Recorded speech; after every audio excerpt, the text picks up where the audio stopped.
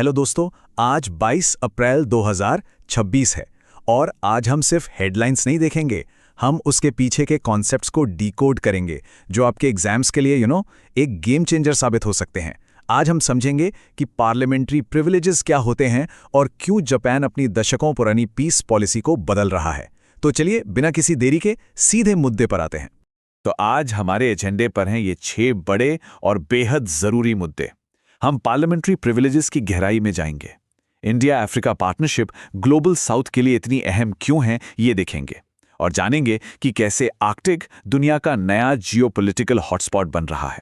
इसके साथ ही जापान का हिस्टोरिक डिफेंस शिफ्ट, इंडिया में सोने के माइनिंग का फ्यूचर और आखिर में एनवायरनमेंट से जुड़ी 2 बड़ी खबरें। हर topic exam point of view से एब्सोल्युटली क्रिटिकल है। चलिए अपने पहले टॉपिक से शुरू करते हैं, संसदीय विशेषाधिकार या पार्लियामेंटरी प्रिविलेजेस। हाल ही में प्राइम मिनिस्टर के खिलाफ एक प्रिविलेज नोटिस की बात सामने आई, लेकिन न्यूज़ से कहीं ज़्यादा इंपॉर्टेंट है इसके पीछे का कॉन्स्टिट्यूशनल कॉन्सेप्ट। तो सवाल ये उठता है कि ये पार्लियामेंट्री प्रिविलेजेस आखिर हैं क्या। देखिए, आसान भाषा में समझें तो ये मेंबर्स ऑफ पार्लियामेंट को मिले कुछ स्पेशल राइट्स और इम्यूनिटीज़ हैं, मतलब कुछ खास अधिकार और छूट। इसका मेन पर्पस यह है कि वो संसद में बिना किसी डर या दबाव के अपना काम कर सकें। हमारे कॉन्स्टिट्यूशन का आर्टिकल 105 उन्हें सदन के अंदर कंप्लीट फ्रीडम ऑफ स्पीच देता है। इसका मतलब पार्लियामेंट में कही गई किसी भी बात के लिए उन पर कोर्ट में कोई केस नहीं हो सकता। कोर आइडिया है उनकी लेजिस्लेटिव फ्रीडम को प्रोटेक्ट करना। अब एक बहुत इंपॉर्टेंट डिफरेंस समझते हैं जहां अक्सर कंफ्यूजन होता है, ब्रीच ऑफ प्रिविलेज और कंटेम्प्ट ऑफ द हाउस में। देखिए, ब्रीच ऑफ प्रिविलेज एक स्पेसिफिक एक्ट है जब किसी एमपी के खास अधिकार को वायलेट किया जाए। वहीं कंटेम्प्ट ऑफ द हाउस का दायरा बहुत बड़ा है।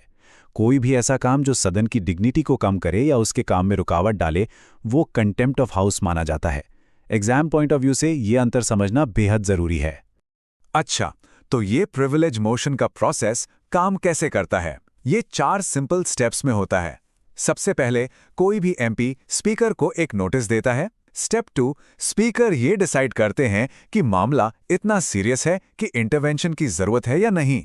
अगर वो हाँ कहते हैं तो मामला जांच के लिए कमिटी ऑफ प्रिविलेजेस के पास जाता है और आखिर में कमिटी की रिपोर्ट पर पूरा सदन मिलकर फाइनल डिसीजन लेता है।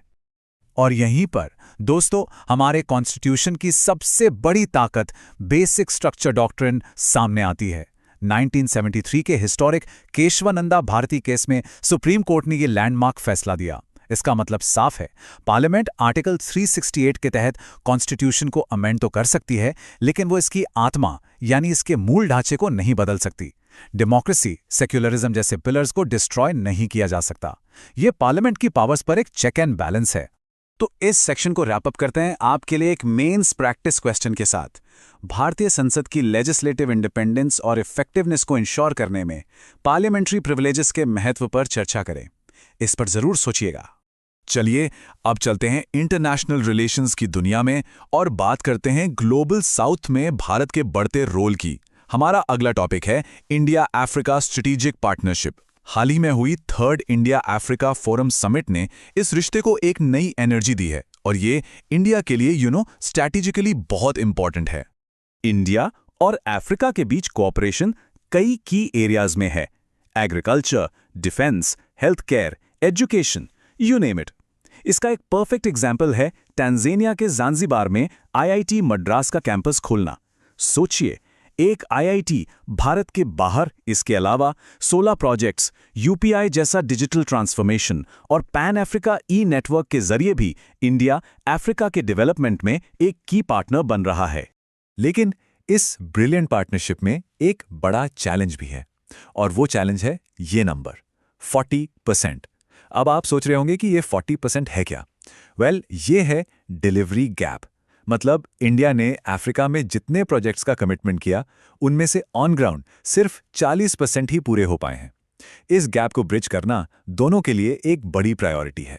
चलिए आपकी नॉलेज टेस्ट करते हैं एक क्विक प्रीलिम्स क्वेश्चन के साथ।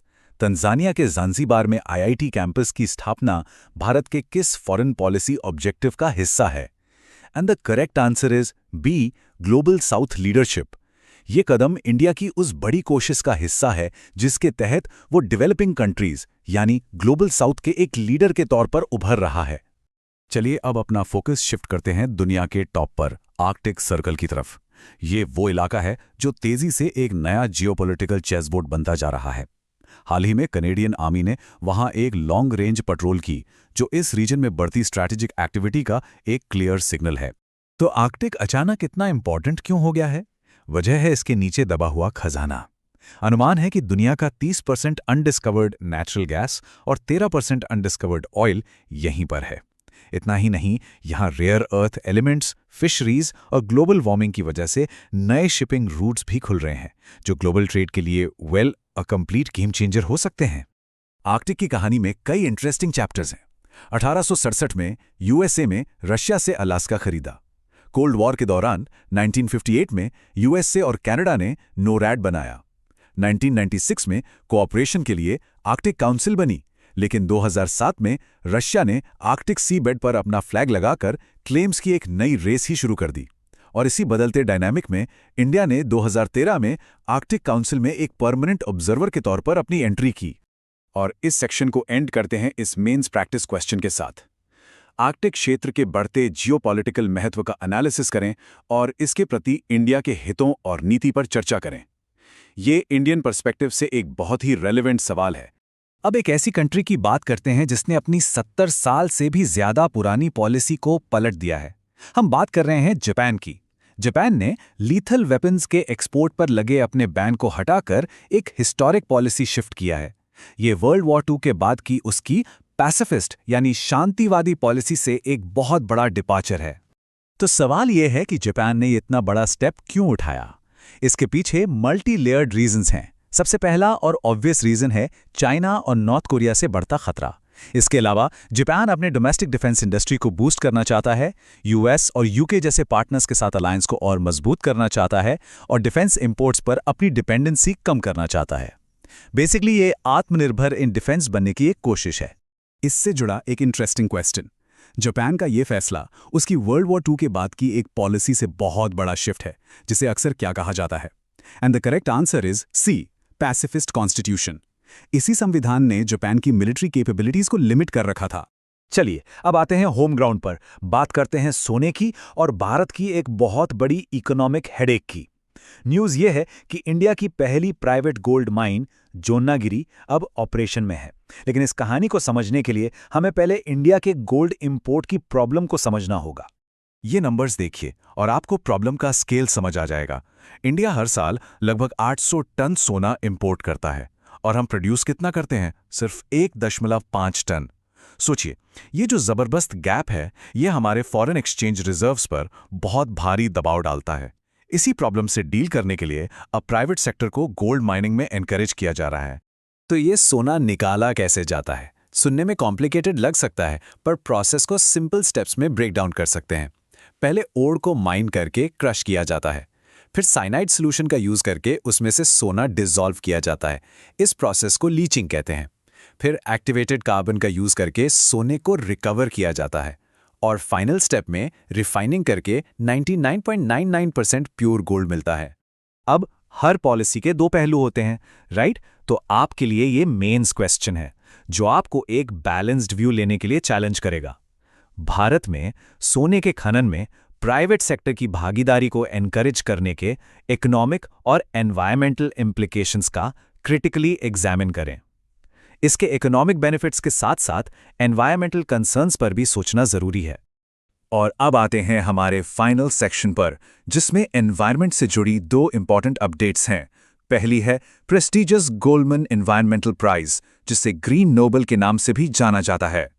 इस साल का गोल्डमैन प्राइज हिस्टोरिक है क्योंकि पहली बार ये सिर्फ ग्रास रूट्स पर काम करने वाली विमेन एक्टिविस्ट को दिया गया है।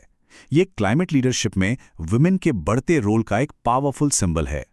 और आज 22 अप्रैल यानी अर्थ डे हमें ये याद दिलाता है कि एनवायरनमेंट प्रोटेक्शन हम सबकी कलेक्टिव रिस्पॉन्सिबिलिटी है। तो आज का एनालिसिस हम इस एक सवाल के साथ खत्म करते हैं। जैसे जैसे दुनिया क्लाइमेट चेंज से लड़ रही है, इंडिया एक ग्लोबल लीडर के तौर पर अपनी भूमिका को कैसे डिफाइन कर सकता है? इस पर जरूर सोचिएगा। मिलते हैं अगले एनालिसिस में। Thank you and keep